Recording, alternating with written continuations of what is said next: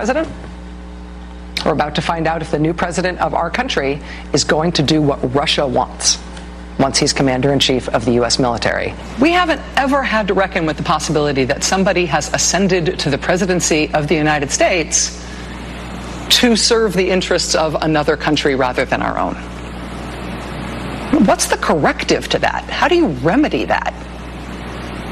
These are no longer hypothetical questions. This is where we are. He received the Order of Friendship from Vladimir Putin personally, the highest civilian award that Russia gives to non-Russian citizens. Somehow Rex Tillerson ended up as U.S. Secretary of State under Donald Trump, who he'd never met. If Mueller is proceeding without being throttled, without being stymied, and he's proceeding at this kind of a pace, rolling out this stuff right now, everything is aiming right at the president personally, and that's got to be very unsettling. Legal jeopardy here not only enters the president's immediate family, it also enters the White House. The face of NBC News. Now, my question to viewers, how does it feel to be lied to? All right, well, there you go. Boy, isn't she quite the character? The problem that Maddow and NBC has now is that she has no credibility. Zip. So they're going to try to hold their breath, hope that Pelosi and Schiff and all of them and Maxine Waters can magically come up with something that Mueller didn't see, that Attorney General Barr didn't see, that nobody has seen. But Schiff, of course, I know of actual collusion. It's all a lie. So now MSNBC is going to go down the tubes in their ratings. Article here from the Daily Beast, which is a very liberal website. MSNBC's Trump-Russia rating fizzle.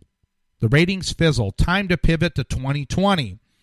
The Mueller report and its potential implications have driven the network's coverage and monster ratings for 2 years. Now it ends with the whimper, leaving executives in a bind. Attorney General William Barr's short letter claiming special counsel Robert Mueller's investigation found no clear evidence of collusion between Russia and President Trump's 2016 campaign left some MSNBC personalities dumbfounded on Sunday. Yes. Rachel Maddow, number one loser in the Mueller Madness chart.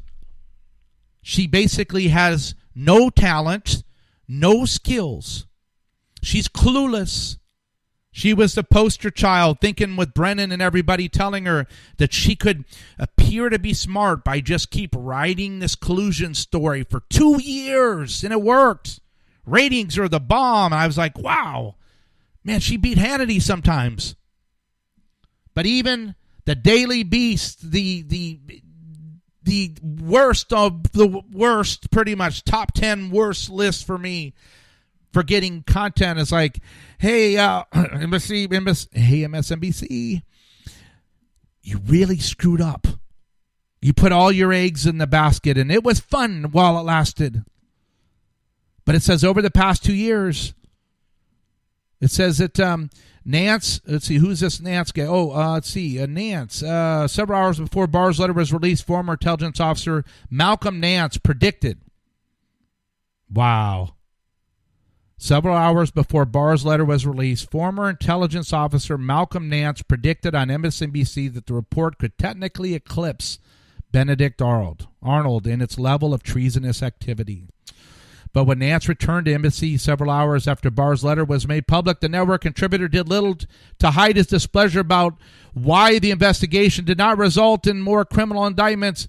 Quote, we've seen the things occur, and in any other standard, these people would have been arrested, they would have been polygraphed, and they would have been brought to trial. And over the past 2 years, Nance has been one of embassy's most outspoken personalities, commenting on the network's most important story, Mueller's investigation of Russian interference.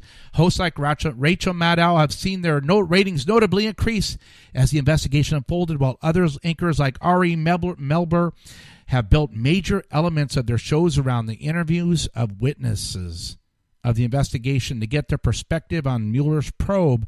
That's all they did. Just keep bringing people on. Chris Hayes and all of them, they're toast. Why would anybody watch them again? I don't know.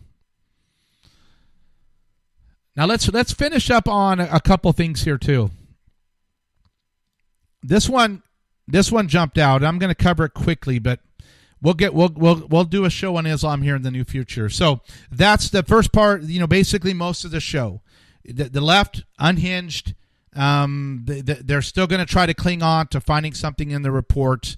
The left media has lost its way, and they all know it. Now they want them to turn to 2020, but 2020 doesn't look good for the left because their candidates are far leftist tree huggers, and now they won't have the media to back them up because they've lost all confidence from their viewers for the most part, and everybody knows it's fake news. But there's an article that popped up here. Muslim state representative calls GOP lawmakers in-house Christian prayer Islamophobic and demands censure. Democrat Muslim state representative Movita Johnson-Harrell. Democrats in the Pennsylvania General Assembly are attacking a Christian GOP lawmaker who prayed to Jesus before the swearing in of a fellow Muslim representative as blatantly Islamophobic. On Monday, a member of the Pennsylvania House offered a prayer before the swearing in of Movita Johnson-Harrell. Republican State Representative Stephanie Borowitz praised Jesus about a dozen times in her prayer and thanked God for President Trump's that he stands behind Israel. This triggered the Muslim lawmaker and other Democrats in attendance. Representative Borowitz delivered the prayer shortly before Movita Johnson-Hall, a Muslim woman elected to the Pennsylvania Assembly, was sworn in. Borowitz's Christian prayer offended the Muslim lawmaker. Why? But Movita Johnson is allowed to wear a hijab, which is an hour profession of compliance to Sharia law, and Americans are supposed to bow to her request. So she's saying that a Christian should be punished for praying to their Savior because it was Islamophobic for her, who was wearing her head covered in compliance with Sharia law. So she wants the Christian to be censored by the assembly because you shouldn't be able to express your Christian faith if you're going to have a Sharia Muslim in the same assembly room, because praying to Jesus is somehow Islamophobic. Your faith is somehow reflecting a fear of Muslims. Pandora's box has been opened. And the last couple of things I'm going to hit here, I'm not going to get to Homeland Security. I will tomorrow. We're going to go over the invasion at the border. There's just 30, 40, 50,000 people getting released. Mexico's warning another 20,000 migrants are forming in Honduras. The last thing real quick is Facebook is now extending its ban on hate speech to include white nationalists. And over in Europe, Germany military is purging people that are conservative, right-wing, they call them, and populist, people that think that Germany should remain Germany and not allow this influx of excessive, non-assimilating Muslim immigrants coming in their country. So the German military is going to get rid of anybody in their military that is for Germany. We need to get rid of you if you're pro-Germany. And Facebook now is going to determine in their policies if you're white and you're proud to be white, does that mean all your comments should come down? Nobody in America believes that if you're a neo-Nazi, that your thoughts, if they're calling for killing people, destroying people, those should be on social media if they're calls to violence.